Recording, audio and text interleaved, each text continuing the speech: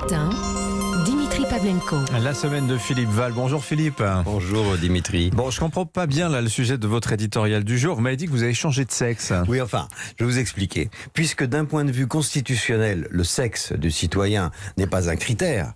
Voilà, l'égalité homme-femme en France, dans nos démocraties. Eh bien, ce matin, c'est en tant que femme que je veux exprimer ma lassitude et mon accablement.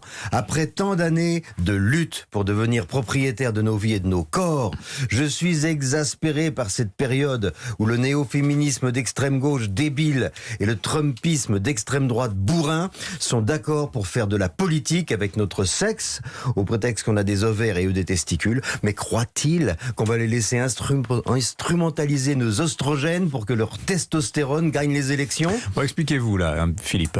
Je vous explique. Le libéralisme américain, dans ce qu'il a de plus noble, a voté les droits civiques en 1964, interdisant les discriminations raciales et sexuelles, et le droit à l'avortement en 1973. Et voilà qu'on apprend que l'Amérique s'apprête à abroger le droit constitutionnel à l'interruption de grossesse. La Cour suprême, phagocytée par des magistrats trumpistes, a décidé de reprendre le pouvoir sur notre corps. Quelles que soient les fautes politiques dont les administrations successives ont pu se rendre coupables, et quoi que l'on pense des États-Unis, ils étaient encore le symbole de la liberté promise par la statue de Bartholdi dans le port de New York. Mais si, début juillet, la Cour suprême décide de supprimer le droit à l'avortement couvert par le 4e amendement de la Constitution, l'Amérique ne symbolisera plus que la régression des libertés, non seulement pour les femmes américaines, mais pour toutes les femmes du monde. Pour nous les femmes, cela marquera un changement d'époque. Nous passerons de la conquête joyeuse à la résistance hasardeuse. Mais dites-moi, Madame Val, pourquoi la Cour suprême s'apprête-t-elle à prendre une telle décision aux conséquences planétaires Eh bien, tout simplement pour gagner des voix aux élections de mi-terme. Tout simplement. Et on était encore sous le choc de la nouvelle, et voilà qu'on apprend. Et là, ça a été la goutte d'eau qui a fait déborder le grand bain. Voilà qu'on apprend que le maire de Grenoble a fait voter par son conseil l'autorisation de porter le burkini. Et pourquoi, d'après vous? Eh bien, tout simplement pour la même raison, pour rallier à Mélenchon les voix des musulmans aux élections législatives. En résumé, l'extrême droite américaine fonde son avenir politique en écrasant notre sexe, et l'extrême gauche française veut qu'on se baigne tout habillé parce qu'une femme en maillot de bain donne des pensées impures aux chimpanzés mâles.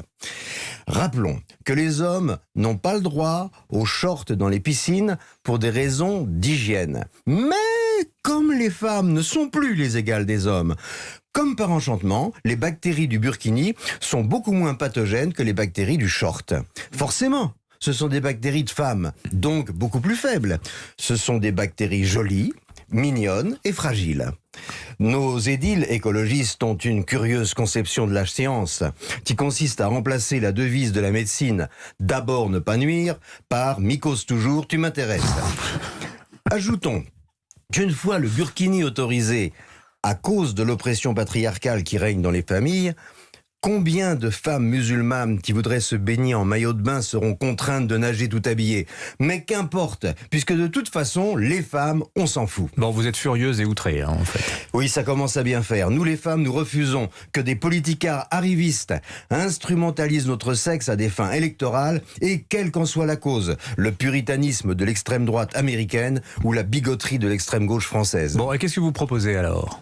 Eh bien, en tant que femme, mon féminisme n'a jamais exclu la complicité avec les hommes. Au nom de l'égalité, j'appelle mes camarades masculins à plonger tout habillés dans les piscines de Grenoble. Après tout, les hommes, eux aussi, ont le droit de refuser que leur bourrelet n'éveille des pensées impures dans nos âmes innocentes. Merci beaucoup, Madame Val. C'était super, elle revient quand elle veut. On vous retrouve dans une heure, Philippe, à 8h40. Vous serez accompagné d'Yves Tréhard, le directeur adjoint de la rédaction du Figaro. Bon, on va faire un petit tour de la semaine politique. Il s'est passé 2-3 choses quand même, notamment la nomination d'Elisabeth Borne à l'Élysée. J'ai hâte de vous entendre. Ah oui, oui. Un monsieur comme madame, vous n'hésitez pas.